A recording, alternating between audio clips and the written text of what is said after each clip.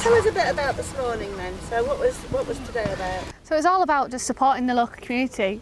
We appreciate there's been issues due to the pandemic about getting rid of items, stocking up of potential fly tipping problems. So we wanted to work in partnership, come all together and just see what we can do to support. So we've been doing litter picks and we've had some skips across the estate and it's worked really well. We'd had it planned for a while to do a partnership community clean-up day involving residents, obviously the members of the Barrowcliff Big Local Steering Group.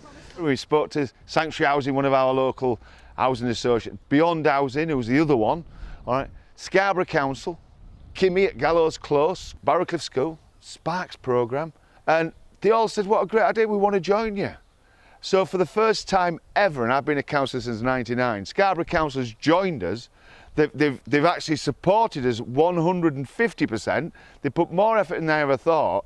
The volunteers have walked round here and they've picked rubbish, picked litter, they've done all sorts. We've had at least 5 vans full of, 5 tipper trucks full of rubbish, as well as the 22-yard skip, so it's been a success, really. The amount of skips that have been filled and then replaced and filled again, it sounds like it's been a really successful project. One skip was filled within 10-20 minutes, Yeah, it was, yeah. That skip's the second one. All right, the first one I had this morning, I turned up at 8:05, it was half full. By 8:10, it was completely full. I had to change it, that's our second skip. So we've had the council out as well doing the verges, the road sweeper's been out, so yeah, everyone's sort of pulled together. We even pay for residents as a one-off to have the edges cut down to 5 foot. You can maintain a 5-foot edge, nobody can maintain a 14-foot edge, I don't care how big you are. Even the school, the Barrowcliff School, have done a little litter pick in their grounds as well, so it's been a real community event. We've had lots of volunteers from our team and within Beyond Housing from various different departments. Yeah. We haven't just had the skips here, we've also had tipper trucks going around to people's houses who couldn't actually get here with the rubbish and assisting them, collecting fridges, which is always a problem for people to get rid of. As we all know, fridge freezers are a nightmare to get rid of. Beyond Housing stepped up and said, we've got a skip specially for them, we'll take all your fridge freezers.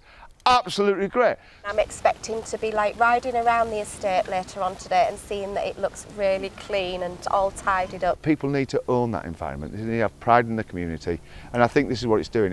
It's dealing with the rubbish the right way. Leaving it on the street and throwing it on the field is not the right way to deal with it. I think a yearly event or a biannually event would be good. Would be something, yeah. We're definitely going to have a debrief and come together and see what the partners have learned from the day. The cost of Big Local have been basically the price of the skips, because the Residents Association paid for bacon sandwiches and cups of tea for everybody. Our lovely Mama Kendra, who's in charge of the kitchen, was busy yesterday making scones and cakes, and then she came in early this morning to prep for the bacon and sausage sandwiches and teas and coffees, so I think it's been quite successful. It's really nice to see everybody to come together as well. We've seen a few people around that we actually thought were with these guys, but it turns out they were just residents come along to help. It was a way to get the community out and doing things and tidying stuff up, and a way of them getting rid of their extra waste that they might not be able to get rid of in other ways. It's our first time that we've been a part of this, so we feel quite, privileged and part of the community. It's about getting communities, right, to be the leaders, not the followers, to get communities to work together to deliver for their community, and I think that's what Big Local's done today.